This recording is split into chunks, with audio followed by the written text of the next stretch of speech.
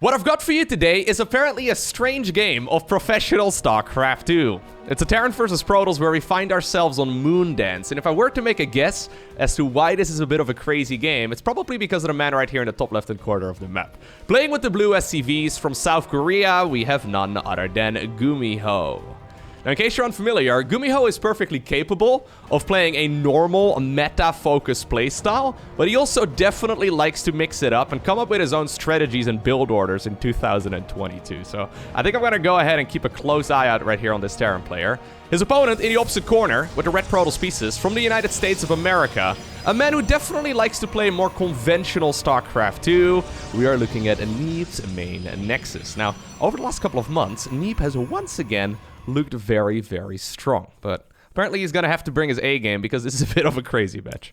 I'm excited to find out. Thank you to the people, by the way, that recommended this game to me. And thank you for not spoiling it as well.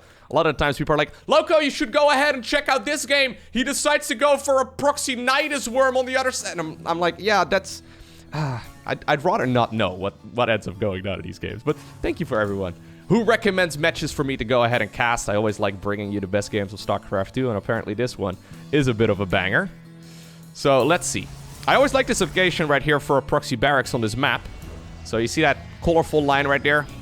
That is an indicator as to where the Reaper can jump up, and in order for Neeb to actually check all of the locations on this map, I mean, there's so many spots where you could go for a proxy. You would have to bring the probe all the way out here, and sometimes the barracks are even planted down on the low ground over there.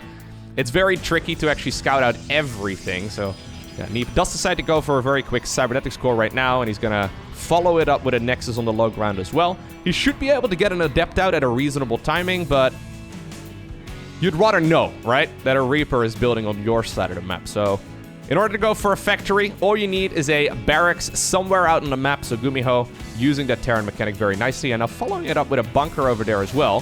First Reaper goes into the main base. Let's see if that probe micro is on point. So far, so good.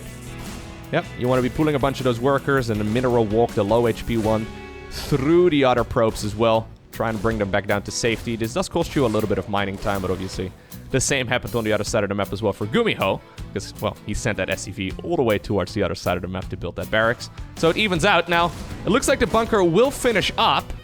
This pylon positioning is not quite ideal because of the unbuildable plates over there. Yeah. It's actually going to be a little bit tricky. He decides to go for a third Reaper as a follow-up as well. Interesting. Gumiho right now has 400 minerals.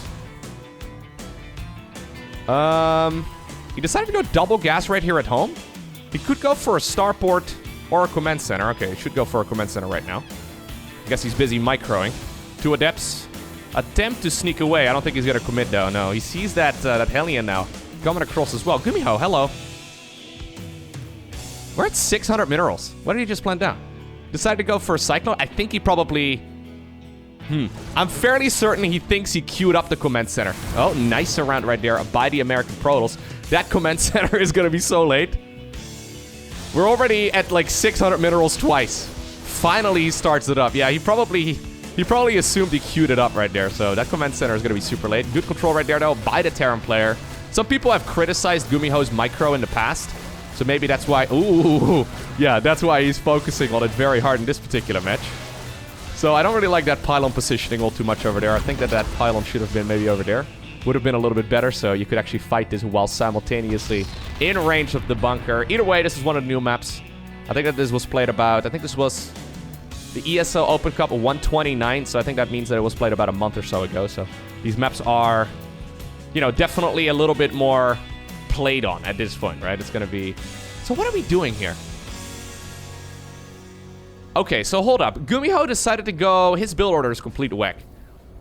He decided to go for a third command center right now. That natural CC is already supposed to be done. He decided to add on a starport as well, but I've got a feeling he had the money for that starport like 3 minutes... Okay, maybe not 3 minutes ago, but like a minute and a half ago. Not exactly sure. Now he hits the supply block as well? Okay. Gumiho decided to get fancy.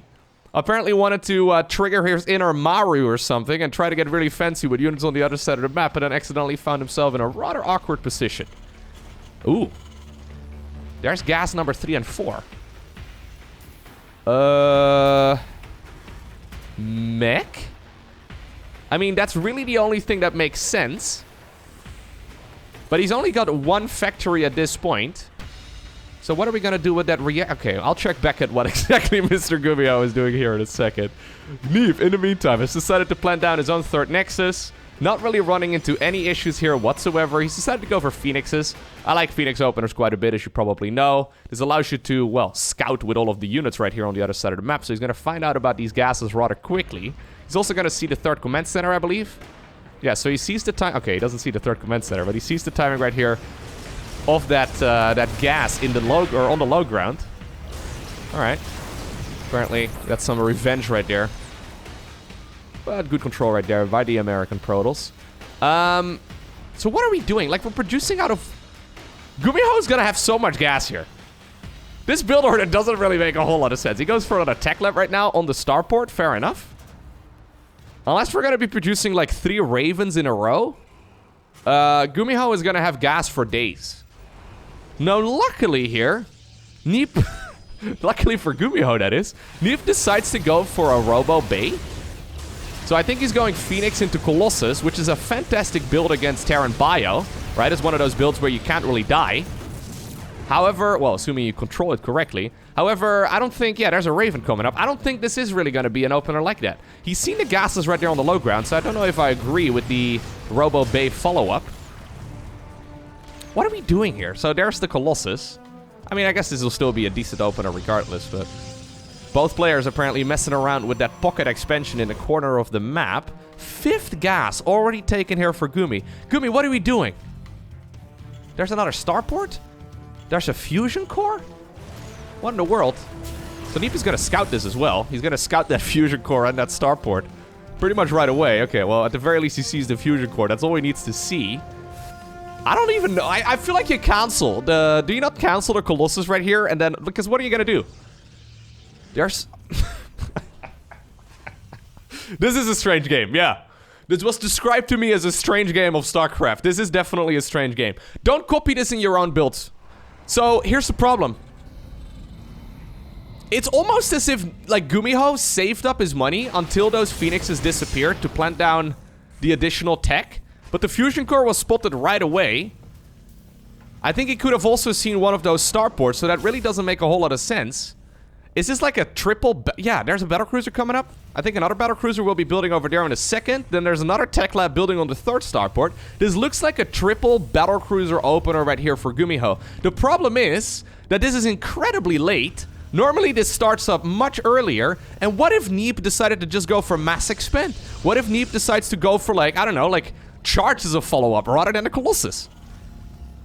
Well, at this point, there's definitely enough defense here for Gumiho. There's absolutely 0 chance that this is going to work. Gumiho is going to, well, have a Colossus right here. Shooting lasers at an NG bay. He really doesn't care. There's so many siege tanks available. Yeah, 0 chance that Gumi is going to die at this point. Keep in mind, there's also a Raven available. Triple Cyclone. No, this is not going to be breakable at all. So I think what Neeb needs to do is just... Yeah, step on the eco. Right? So, unless he didn't click on that... So there is a chance that he assumes that that is like an armory or something along those lines. If he didn't click on the fusion core structure while it was building when the Phoenixes were over there, he might not realize exactly what he's going up against. Anyways. Battlecruiser number 1 is out. Battlecruiser 4 is building as well. An hallucinated Phoenix must have seen this just now, and Gumiho follows it up with 2 more command centers. I don't know what this man is doing right here in this build. I don't think he's doing a build. But eventually, all the roads do lead... Where do we go? Okay. All the roads do lead towards Battlecruisers. Gumiho believes he's been spotted. And he has been spotted, but there's nothing here to actually... What is going on in this game? So he has been spotted. Neeb has seen the fusion core. He has even seen the Battlecruiser with a hallucinated Phoenix. Assuming he clicked on things. I think that Gumiho believed that he was spotted, so he decided to safely teleport over there towards the low... But he could have just gone straight into the base and killed like a dozen workers. Instead, Gumiho is gonna work on the... What a game. Heh? If this was ranked roulette, I probably would have put in my answer of Diamond 1. maybe Diamond 2, okay? Like, this doesn't really make a whole lot of sense. Like, The fact that he saw the fusion core, planted down the Robo Bay. The fact that the Battlecruisers were spotted and still decided to push with Colossi anyway. He loses one. No! He loses one of them? What in the world's happening in this game? This makes no sense. This is the lowest high-level game that I've seen in a while here. What is going on? So that is 2 Battlecruisers down the drain. Okay, in Gumiho's defense, if he gets to mass Battlecruiser, it is amazing, right? The problem is, I know that a lot of you are gonna look at this game and are like, Lowko, he's actually playing a strategy game here, so he waited with the additional starports until the Phoenixes disappeared. Look, this is like Gumiho playing blackjack, and he gets 18 points, and he tells the dealer to hit him with another card, okay? It's just not really the right decision. None of this really makes a whole lot of sense. Anyhow, he's not gonna die, though. No, he's producing 1 siege tank at once here for a very long time. Without charge. Does he have charge? No, charge is... Okay, it just finished up. He needs a lot more zealots, though, to actually close the distance here. Without a good amount of army here, without a good amount of zealots, I don't think you can go up that ramp, Neeb. There's a planetary as well. Were those Marines just gunning down? What were they shooting at? I think they were shooting at the missile turret or something. I don't know. Anyways, he's gonna try. That's never gonna happen, bro. There's so many Battlecruisers still up in the air as well. Well, at the very least, the command center full? I doubt it. Yamato guns are available as well. All right. Just like that, Neeb finds himself on the back foot against one of the strangest Terran openers. Let's leave it at that. One of the strangest Terran openers that I've seen in a little while. So, every single ladder hero knows of this, right? Mass Battlecruiser is actually very strong. The only problem is getting to Mass Battlecruiser. Normally, you need, like, the Marine Marauder army as a stepping stone, and then you need enough ground units as well to actually, you know, for example, siege tanks to actually keep the Protoss army at bay. And then eventually, maybe you can max out on Battlecruisers. Gumiho decided to skip all of that altogether and went straight to Battlecruisers. He's still pumping them out. Now he's going for additional factories, but he's gonna have, like, what, 7 Battlecruisers here with +2? It's gonna pack a punch. All right, Neeb, in the meantime, by the way, decided to go for Tempests. Tempests have a lot of anti-air ranged, so assuming you actually have vision of the Battlecruisers, you can actually continuously gun them down, but... Well, I believe that 7 Battlecruisers, though, would definitely win against 3 Tempests. Another Nexus here is building on the right side of the map. Look at the banks here as well, by the way. Like, just stare down at the resource tab here for a little while at the bottom of the screen. What is going on in this game?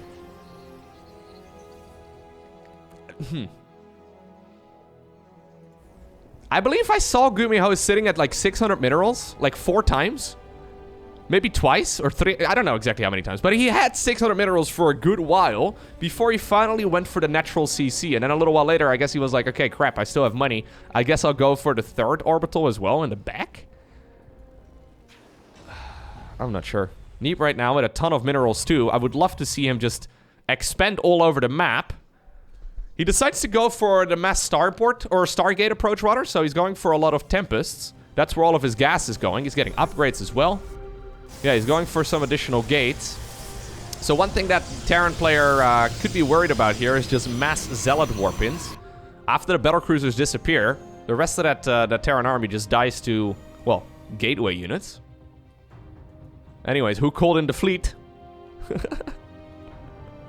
Hellions moving across the map as well. Couple of photon cannons, though, are going to prevent this from dealing a lot of damage. I think Neeb could expand a little bit more aggressively, yeah. I mean, to be fair, these kind of games are a little bit strange to read, though, because Gumi is still sitting at 1,600 minerals. There could be, like, twice as many Hellions. There could be, like, 20 Hellions out right now. And that would actually be a little bit worrisome, right? Anyways. Photon cannons here, trying to keep all of this alive. In the meantime, in the bottom left-hand corner, we do have a bit of a banger of a fight over here. Battlecruisers, okay. That was... He teleported away after manually controlling that, and he still wanted to continue flying to that base. Okay, you know what? Maybe this is one of the very first games that these guys are playing on this map. So these maps were introduced a little bit ago at this point. I think that this was the... Hold up, I'm gonna Google it real quick. I believe that this was the ESO Open Cup 129. So if I'm not mistaken, the most recent one, if you're watching this in the week that it goes up, was 133. So it's been played... Yeah. So it was played on the 27th of June. I think that's when this game is played. Those maps were already around for a little bit, though, at that point. What?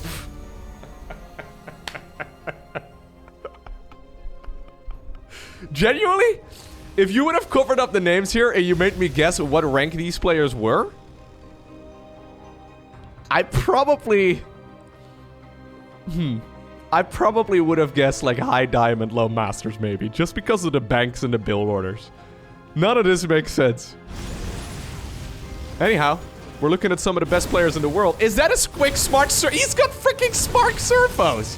Smart servos allows you to transform your Hellions into Hellbats a little bit quicker than normal. You probably got it for the Thors over here, who, yeah, definitely are gonna pack a punch. Generally speaking, we don't see mech, Terran mech that is, against Protoss for several reasons. Mostly because it's bad.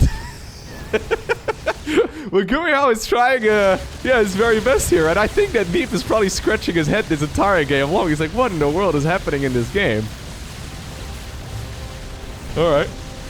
These Battlecruisers still being an absolute nuisance. They have tactical jump available. They need to get on out of there because the Tempest count is super high. So one of the reasons why we generally don't see mech play against Terran, or sorry, against Protoss, those teleports are so late. What's happening here? That's not even ping. You can't write that up to ping. There's no way. Anyways, one of the reasons is the Tempest, right? So, Ghosts, Thors, apparently I'm also now a Diamond League caster. Well, Diamond League is actually pretty high up, but anyways. Thors are not gonna cut it here, are they? We have 9 Tempests versus 6, soon to be 7 Thors. Neeb is like, okay, I guess I know where to spend my bank. I'm gonna go ahead and build a gajillion photon cannons and... Actually, no, it's all shield batteries over here on the other side of the map. Couple of photon cannons in there. Maybe just one. Anyhow, that's probably just in case it would be Dark Templar or, you know, cloak units in general. Dark Templar? Really, Lowko? I don't think the Terran is gonna go for Dark Templar here. Anyhow, he decides to now follow it up as well with the Fleet Beacon upgrade. That's gonna give him some additional...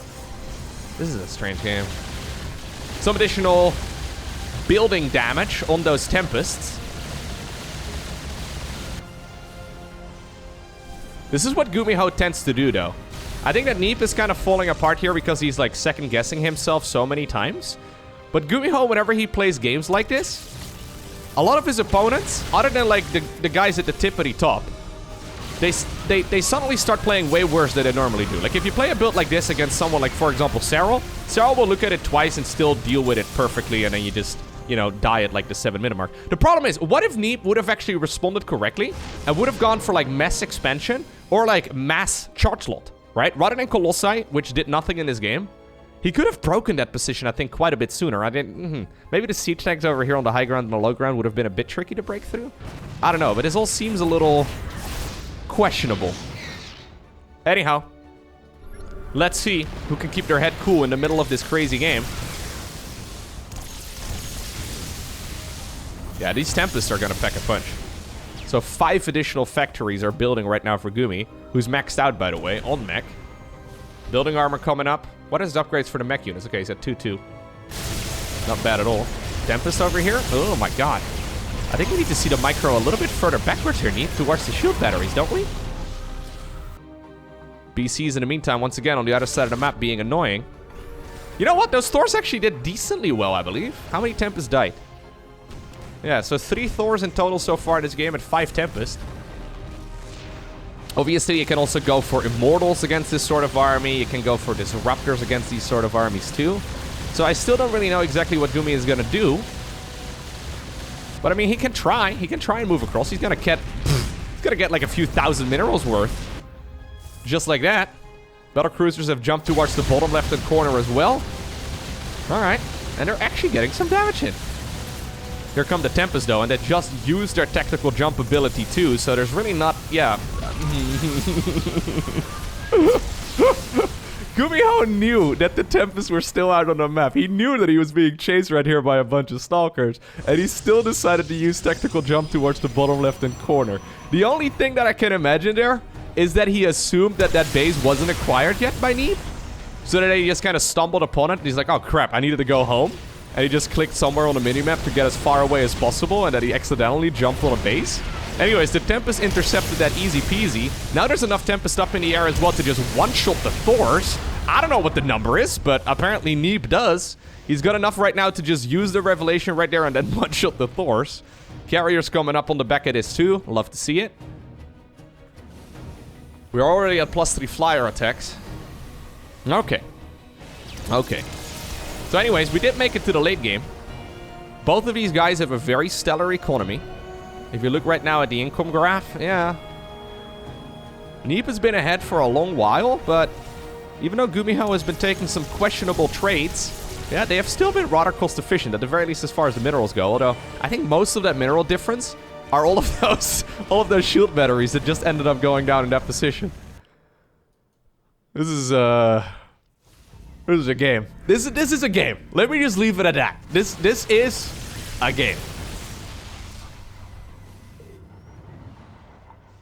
Alright.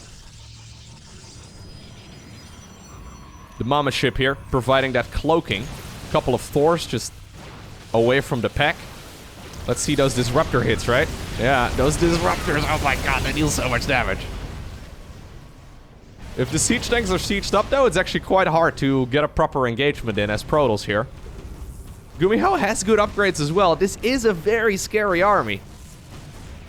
There's +3 finishing here, too, for those vehicles. Okay, Council right there on the CC in the back. No command center taken in the top right either because of a Dark Templar denying that location. Is Gumiho... is he pulling a rabbit out of a hat? I think he might just be. I think he might just be. 2022. And we still see new strategies in StarCraft. I don't know if they're good strategies. But they're strategies. Alright. Dude, those Thors are dealing so much damage. Neeb is setting up, like, he's making 5 Tempests at once. So the problem is, there's no reliable counter here other than those Thors. They're, like, reliable-ish to deal with all of those units. A couple of Blue Flame Hellbats. Taking care of the probes right there on the right side of the map. Not bad at all. Oh, there's 13 Thors. Where are they all? Yeah, they're all split up. Dark Templar right now coming in from the side as well. You can scan all you want, but the Dark Templar still pack a punch. There's a Time Warp once again. I think there's too much here for the Protoss, right? Yeah, like, Thors are pretty good against a couple of Tempests. When there were, like, 5 Tempests, it was good. When there were 8, it was decent. But when there's, like, you know, 10 of them, and I think we've had more than 10 at some points in this game, too. Now he's making 2 Ravens at once. Maybe a Ravens could have changed the tide of battle. I think you really do need Vikings or something a little bit more... like, maybe Marines, right? Have you heard of Marines? Anyway, something a little bit more reliable. Either way, Neeb pushes back that big army. He's lost most of his economy in the meantime, though. Nearly, well, right now, over 100 workers have gone down in this game. Still more Blue Flame units moving around. Yeah, they're gonna take care of the mineral line over here on the right side of the map as well. Command Center tries to land on top of a Dark Templar, but can't get it done. I think Gumiho's biggest problem at this point, though, is just this big Skytoss ball. There's a couple of Stalkers underneath as well. Yeah, a couple of Disruptors here also providing a lot of supplemental damage, forcing this very slow-moving Terran army to constantly split. I've got a feeling that eventually, in one of the craziest games of StarCraft 2 that I've seen recently, it is going to be our Protoss player from the United States of America who's obtaining the victory. Look at that, he even got the bunker improvement. There is an upgrade in StarCraft 2 that allows you to put 6 of those units in a bunker. We don't normally see it. I mean, it's merged together with other upgrades as well, but anyways. Usually at that state in the game, we don't see bunkers. Honestly, what even did he put in those bunkers in the first place? Like, he's playing mech with Battlecruisers. What was he... I've got so many questions after watching this game. Hope you enjoyed it. If you made it all the way until the end of this video and you enjoyed watching, make sure you hit that like button down below. But for now, take care, stay awesome, and I hope to see you once again in the next one.